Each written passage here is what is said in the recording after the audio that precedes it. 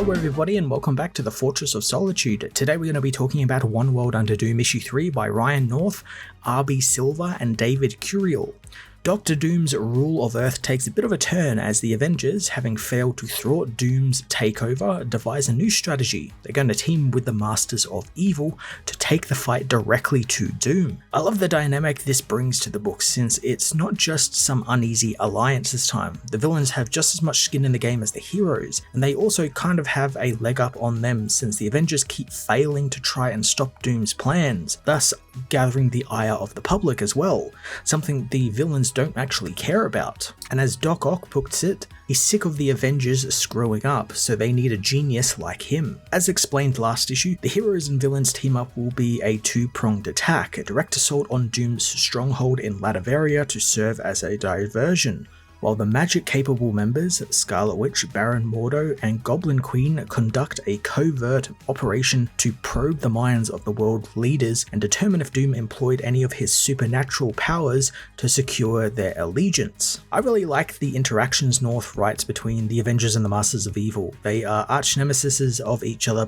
but also kind of friends. Like, they have known each other for a very long while, so both groups know each other inside and out and kind of have this kind of kinship with each other. Mysterio isn't too impressed with the plan basically being hit Doom until he gives up, and I love how a little bit of Quentin's nerdiness comes out as he doesn't want to be lumped in with the heroes and instead preferring to think of the Masters of Evil as a +6 modifier. The teams learn Captain Marvel's plan and the Masters reluctantly agree to it, and the assault begins with Carol and Iron Man leading the group in Latveria. Although Doom's magical shield proves to not even be able to bend to the full power of the team. Doom, riding the Dino Doom, answers their assault with his own, finding the Avengers really have become desperate if they're turning to the Masters of Evil of all people. Things get real interesting here as Doom suddenly takes the group seriously as he senses a bullet piercing his shields, fired from a sniper rifle by Arcade, who was being hidden by Mysterio's illusions nearby. The bullet actually manages to hit Doom, causing him to fall into a nearby shredder that Mysterio had hidden under the area. Now that's like a wacky plan, hit Doom so he falls into a shredder Mysterio had made. Like that is a total villain Arcade Mysterio plan,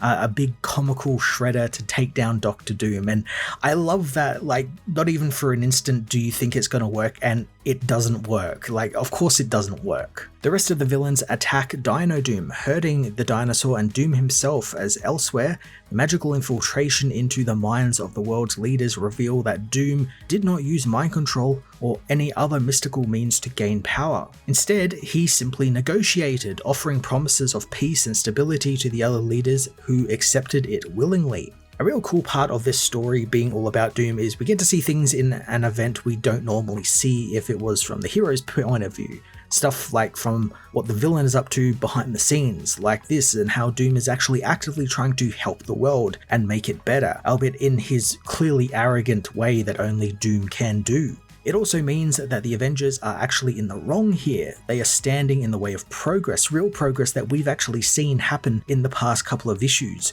where things have actually started to get better under Doom's rule. He's gotten rid of borders, he's erecting schools and hospitals and free education and all of this stuff that world leaders could do but wouldn't because it would take away their power. And now the Avengers are combating that and wanting to seemingly tear that all down. So you can see why the public don't really want to trust the heroes now because of this. They've got something that they want, and the heroes are the people wanting to take it from them. Doom reveals that he didn't confront the Avengers to fight though, he came to tell them of a breakout at the raft, and like he's done in other issues, he gives the heroes a choice.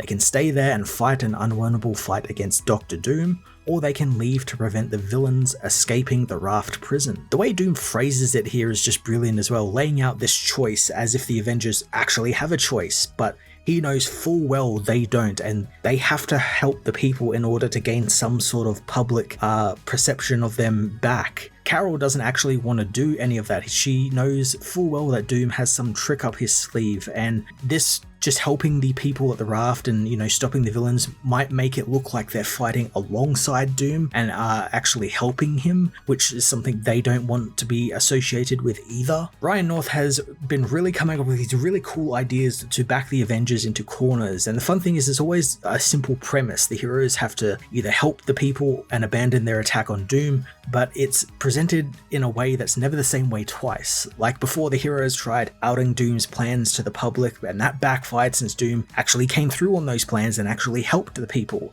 And here, if they do nothing, it could be seen as inaction on the hero's part. It's a much more interesting and compelling thing than just forcing them to fight endless waves of Doom bots or other Dooms, something that I think maybe a lesser writer would have fallen back on by now. Captain Marvel refuses to do anything, but she isn't left with any choice as Doom snaps his fingers and teleports the Avengers and Masters of Evil to the raft, forcing their hand and making them stop the escaping villains. The media portrays the incident in the Avengers' favour at the start, saying they did turn up to eventually quell the riots and the breakout, but then it's revealed that they were actually busy attacking Emperor Doom, thereby allowing the breakout to happen as the team were overseas and not close by in case a breakout was to happen. As I said before, I just love how North is putting the heroes in all of these completely unwinnable situations, like no matter what they do. Like here, they save the day, but the media twists it in such a way that that could not be the case at all, because if they were there, this wouldn't have happened to begin with, but the Avengers let down the people again, and I could see how the media was twisting their words and how Doom knew that was going to happen. It's also just so cool that the Avengers haven't had a win yet either. They just keep getting trounced by Doom at every turn. Doom addresses the world, glad the Avengers saw the error in their ways eventually, but his broadcast is interrupted by Dormammu, as Doom is teleported to his realm where the villain has some choice words for the new Sorcerer Supreme. Specifically how he has all of this power of the Sorcerer Supreme, yet he has decided to just become a politician. Dormammu doesn't believe Doom realizes the true extent of the powers he now wields, as the barriers that the Sorcerer is meant to maintain around Earth are in ruin, leaving Earth open to attack from Dormammu. Seizing the opportunity, Dormammu initiates his plan to invade Earth, beginning by teleporting all of the heroes and any who would stand in his way into his own pocket dimension. Now, I don't think this is something Doom would have just overlooked. We have seen time and time again that he's got a plan and a backup for that plan for every situation. So maybe there is some ploy to get Dormammu close so he can, kill a villain, trap him again, take his power or something.